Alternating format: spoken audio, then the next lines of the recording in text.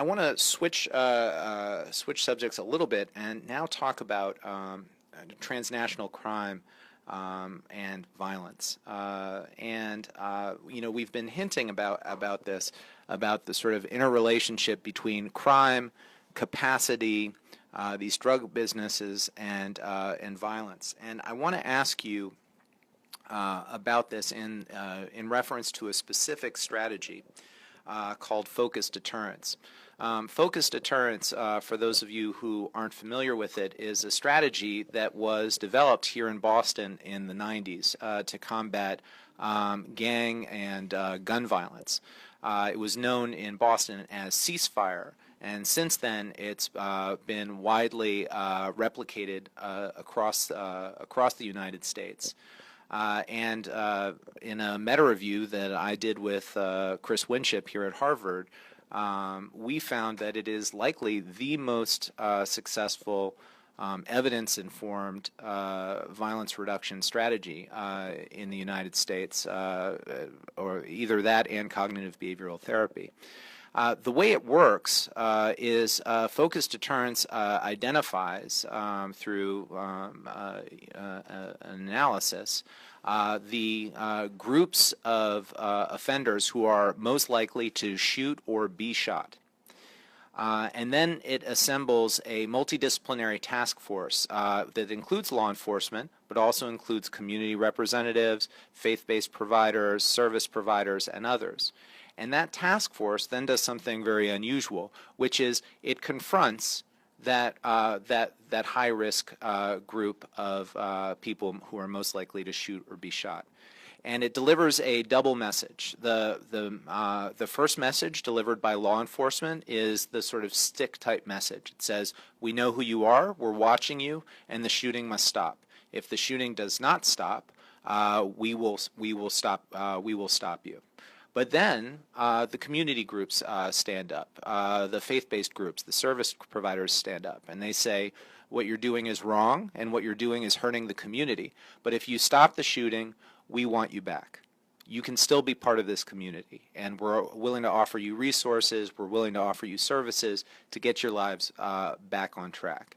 And that double message has been particularly powerful, combined with this focus on the people, on a specific group of people, these gangs and groups, and a specific behavior, which is shooting and killing.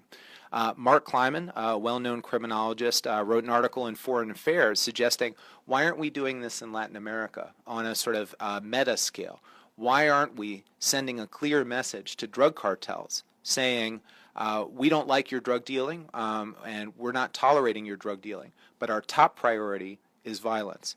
And the most violent organizations will be singled out for enforcement, and for the organizations that are willing to limit or eliminate their violence, we're not saying what you're doing is okay, but we're offering, but we will prioritize the most violent groups. And there's been a lot of discussion about this and about the capacity of Latin American states, and we've been talking about states, to actually deliver this. So your thoughts, Daniel, and then we'll go down the line.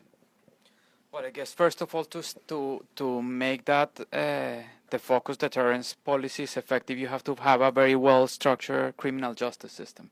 You have to have a lot of information about who is committing a crime, if a crime is committed, who committed it. And just a clarification, the standard way it works, and actually I think it started in North Carolina, in Boston? Yep. Okay. It's, they tell the groups, Same group of people did it, though. Okay. Yeah. And they tell them, if you are the group, if you rank first as a group committing the crimes, you're gonna be the focus. You're gonna be the focus of our policy. So that creates a rat race to the bottom, where they start committing epsilon less crimes to not to be the first ones. I think establishing this in Latin America, and I remember having this conversation with Mark in the past, I think it's hard in Mexico or in Colombia to have them in a room and tell them, we have this against you, and you have to be the ones reducing crime. Is quite hard. I think this is a much more local experiment that can be done in cities, but not at a large scale with criminal organizations. I suppose there are two aspects I would say that make it more difficult in Latin America. One would be data collection and understanding of the actors in the areas, and then the confidence you have in that data that you're gathering, because it's hard to find the neutral actors. The police are not considered neutral actors.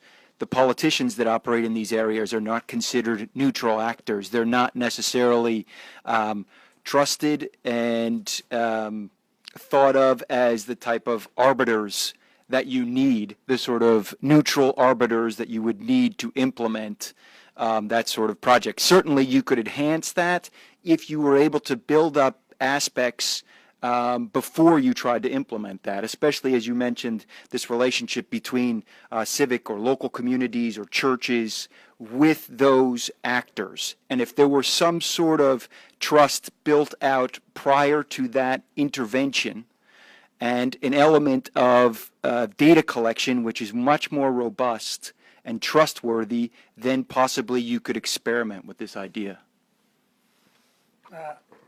I'll give two different answers to the question. One is an anecdote on the positive side.